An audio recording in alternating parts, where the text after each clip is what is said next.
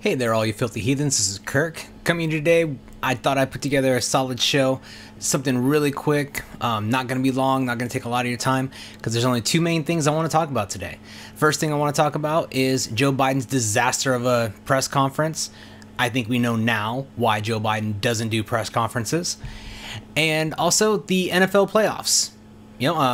Those are a big deal this year, and it's a big deal for me this year because my favorite team, the Cincinnati Bengals, I've been a Cincinnati Bengals fan for as long as I have memories, and they have finally won a playoff game, so they're going further into the divisional round. So I'm going to go over not just the Bengals-Titans game, but also just give you my predictions for the entire NFL playoff season for this week.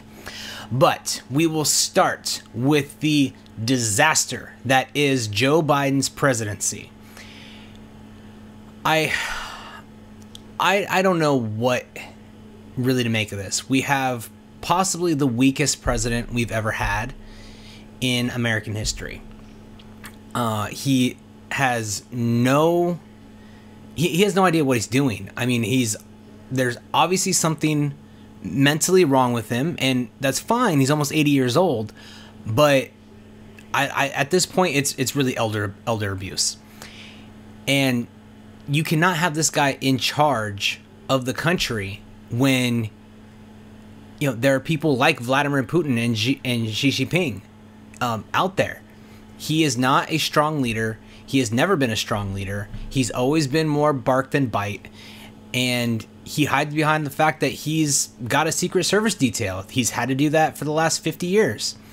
I mean, he's picked fights with reporters. He's picked fights with citizens. He's picked fights and just, blustered a lot. If anybody were to actually beat his ass, he knows that he'd have, a Secret Service detail, and that person would get arrested, not him for starting the fight. That has been true in his entire presidency. You can go back, just type in Joe Biden gaffes. You'll get a whole list of things, not just from this year, not just from him running for president in 2020. I mean, for the last 40 years. So this right here, though, has to be probably on a foreign policy basis, has to be something that's probably the biggest blunder of a presidency in the foreign policy realm, at least from a strategic standpoint, since Jimmy Carter just outward and announced, yeah, we have stealth technology.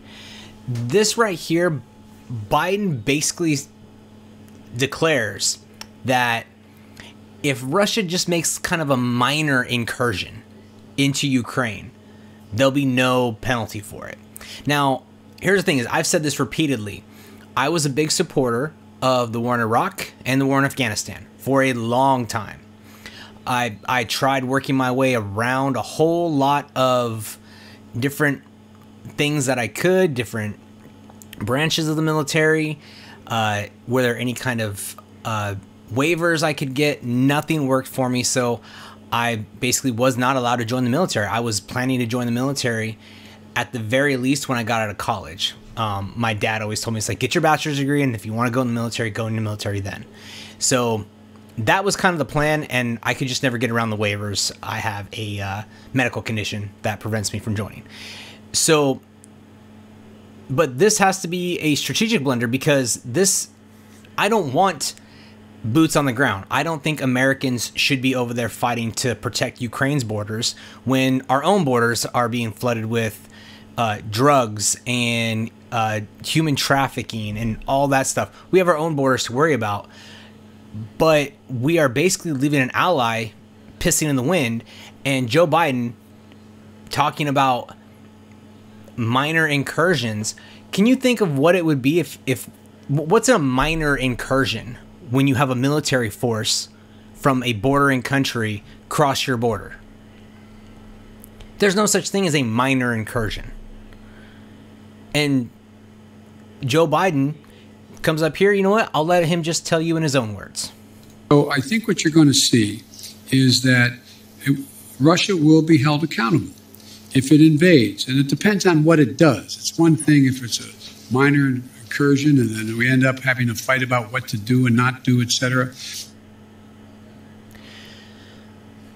So in other words, while Russia invades, if Russia invades Ukraine, then they'll have to just kind of fight about what that means. What is that okay for them to take maybe a little bit of land and just kind of, we'll let that slide. But where is the red line?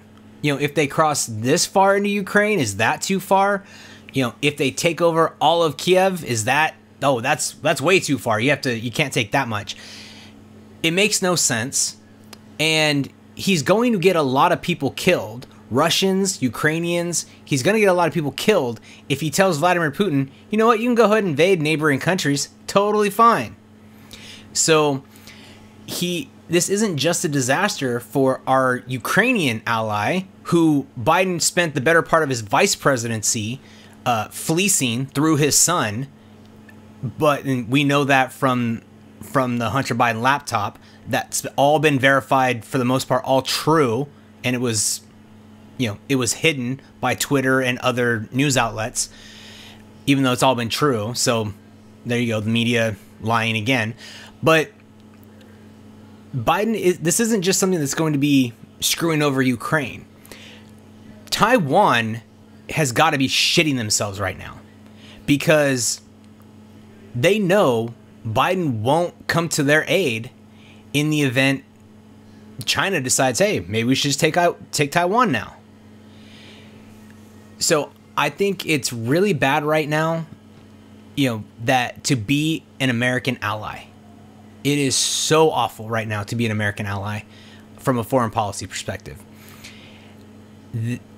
It's terrible. I can't really put it into words, because this guy does not know what he's doing at all. He has been wrong on every major foreign policy decision in the last 40 years. And this is just another one of those things. And it would not surprise me if by the end of February of 2022, what's the date today we got? Oh, it's the 1-year anniversary of Joe Biden becoming president. So by the end of February 2022, it would not surprise me if Russia has invaded Ukraine and at least gobbled up a good portion of their territory. It also would not surprise me if by the end of the year, China has invaded Taiwan. And it will all go back, it will all stem back to this. Biden saying that minor incursions aren't that big a deal, basically. And Biden has already shown himself willing to just bow to Russia and to China.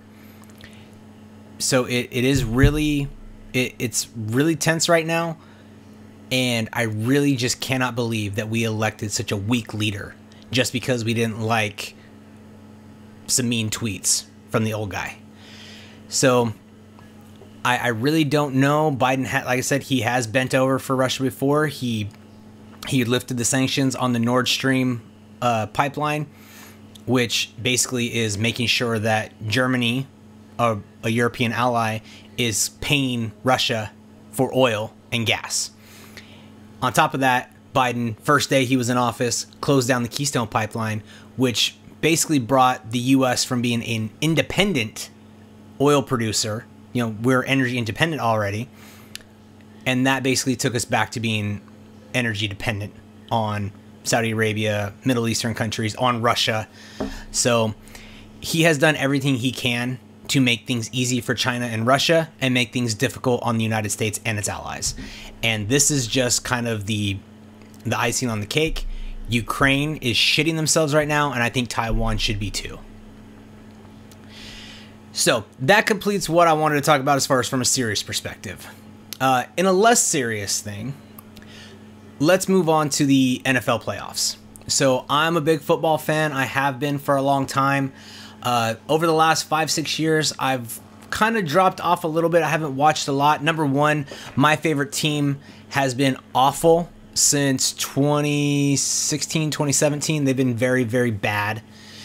And on top of that, it's not so much that a lot of people made a big deal about Colin Kaepernick and all the politics that got into football. I didn't really care that much. what I had a problem with was that for a good 2 to 3 years, the NFL didn't know what a catch was. They didn't know how to define a catch. And especially with a league that is going more and more and more dependent on passing and these high-powered offenses, for you to not know what a catch is, it bothers me. And it was unwatchable because I'd watch one game and something was a catch, but in the game a couple hours later, that same thing was not a catch.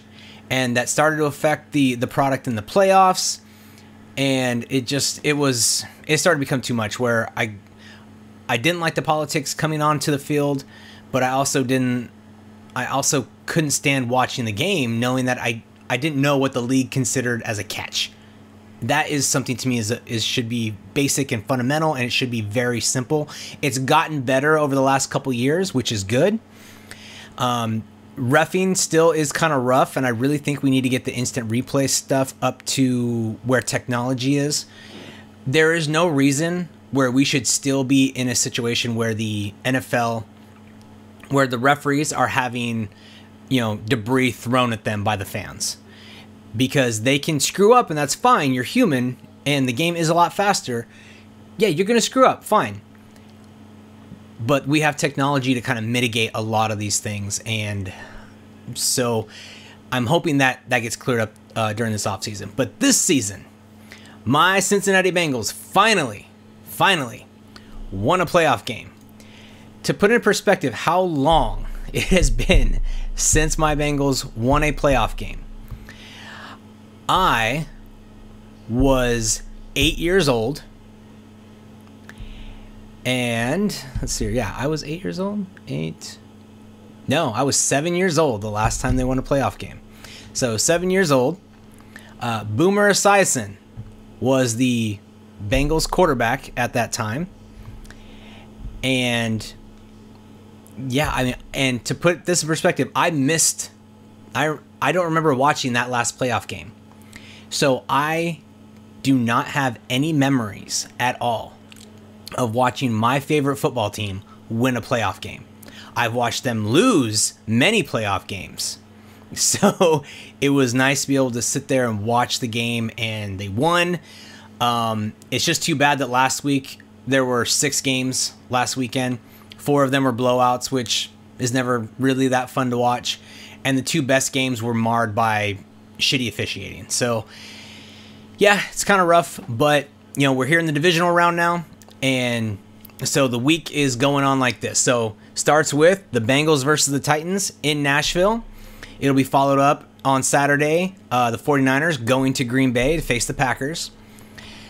The Los Angeles Rams going to Tampa Bay to take on the Tampa Bay Tom Brady's. And the Buffalo Bills going to Kansas City to take on the Kansas City Chiefs. So these are all games that are actually, on paper, they all look exciting. I'm actually really kind of interested in all of these. I think it'll be a fun weekend. So I'm just going to start with my predictions. I think, obviously, since they're my favorite team, I'm going to take the Bengals. I have to. So that's just it. I really think this game comes down to if it's going to be high scoring or low scoring. Because both of these teams have solid defenses, but their defenses aren't that great. The Titans has a better line up front right now just because one of the Bengals defensive tackles, Larry Ogunjobi, he's injured and he won't be playing anymore this season. So that kind of sucks because he got injured last week. But I think what's going on is that I think the Bengals have brought in enough defensive tackles to kind of keep that position fresh throughout the game, and I think they'll find a way to pull that up. On top of that, the Titans do give up a lot of big plays. Their defense will hold, but they'll give up that big play, that 20-yard, 30-yard play, and that has been, at least over the last month or so, the Bengals' kind of bread and butter. If they do that, they're going to beat you. And when you have Joe Burrow to Jamar Chase, you have Joe Burrow to T. Higgins, and you've got a Tyler Boyd in the slot, I think that's going to make for a more high-scoring game. So I actually put this prediction out there. When was that? It was back on on the 19th, so yesterday. I put it out there pretty early in the morning. I said if the Titans win, the score will be fairly low, 24-16. That's what I think that will be. But I'm going with the Bengals, 41-21.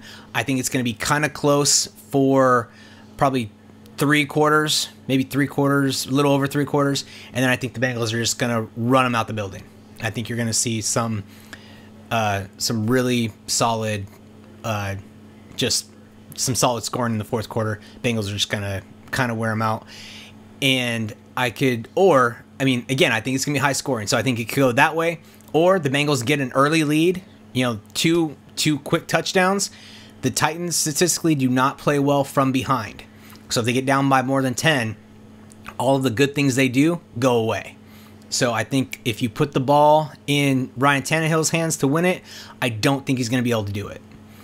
So that's what I'm thinking. I'm thinking the Bengals win 41-21, and if you're betting on them, might as well bet on the Bengals. They're the underdogs in this too, so they're about a 3-point dog. Moving on, I think the 49ers versus the Packers. I think this has a lot of good stuff going for it. The Niners, though, I think are overmatched here. Number one, they're in Green Bay, and when I checked the weather last, the weather for Saturday in Green Bay, I think the high is supposed to be 19 degrees. So that's the high, but they're also playing at night. So it'll most likely be more like in the single digits. Green Bay is a bay. It's right on the lake. So it could be windy as well. And wind chill factor dropping down. San Francisco. Yeah, I just don't see this team going in and being able to compete with Aaron Rodgers and that team. I just don't think, especially not in Green Bay. So I'm going to take the Packers. I would say the Packers probably, I think it's kept kind of close because of the weather, but I think the Packers probably pulled this out something like, 27-17, something like that. I think the Packers win pretty convincingly, but it's not like a total blowout. So moving on to Sunday's games. Never bet against the Tom Brady's. Ever. I never bet against Tom Brady. For those of you who are into mixed martial arts, back in the day, you just never. Every time I bet against Randy Couture would just destroy somebody, and I was like, "Whoa!" I didn't think he was going to win, and he would win. So I kind of have the same thing about the Tampa Bay Buccaneers, especially with Tom Brady. You never bet against Tom Brady. You never bet against the team he's on. So I'm going to go with the Buccaneers in this game. Matthew Stafford looked fine last week, but that's the first game in about 6 weeks that he's actually looked decent. And I think it was less about him looking good and more about the Cardinals just playing terribly. So that's what I'm going with. I'm going to take the Bucs on this. I'm going to go with, Tom Brady's kind of lost a few of his weapons here and there, but I think he's getting a couple back. We'll see. So I'll keep it fairly low scoring, but I'm going to go with 24-16. I'll go with the Buccaneers 24-16 again over the Rams. And then the game that I think is going to be the best game, and I mean this as I think it's going to be very fun to watch, and I think even though the Bills have a really good defense, I don't think the defenses are going to show up really at all. I really can see this game. I think the over-under on this game, if you're a betting person, I think the over-under on this game is 50, I want to say 54.5. So I'm thinking, if I would say bet the over. Remember, I'm not responsible for you losing money because I'm always wrong. But this game has really two great quarterbacks, and those quarterbacks have really good receivers. So I could see this just being a track meet, going up and down the field. The punters can just kind of take the day off kind of thing. And I could really see this going a certain way. I'm pulling for the Chiefs primarily because I think my Bengals already proved they can beat the Chiefs earlier this season. So I'm pulling for the Chiefs just because I think my Bengals can beat them. At least it's easier to beat them than the Bills. And so I'm going to go with the Chiefs, and I think it's going to be something like 45-41. It'll be a game like that, really high scoring, and it's a track meet going back and forth, and I got to give the Chiefs. If you're in a track meet, who has the better offense? I think the Chiefs have a better offense, and I think you're going to get a game like that. So that's all I got for you today. I want to thank you guys for tuning in. And if you guys have any questions, comments, concerns, ideas, hit me up on Twitter. My Twitter is right here, at Heathen Kirk on Twitter. Also, check out my locals page, filthyheathens.locals.com. I post everything to Rumble first. Check out those, Filthy Heathens channel and the Filthy Heathens Bits channel. Check those out on Rumble. I post everything to Rumble usually 24 hours before I post it on YouTube. This is my little way of saying, hey, I don't like the big tech censorship that's going on, so I'm going to something that's less censorious than YouTube as much as I can. So check me out on Rumble, and you can also check out my YouTube channel, Filthy Heathens channel on YouTube. But I want to thank you guys all for tuning in, and if you have any questions, comments, put it in the comments section, and then make sure and like, share, and subscribe. I'll talk to you guys later. Thanks.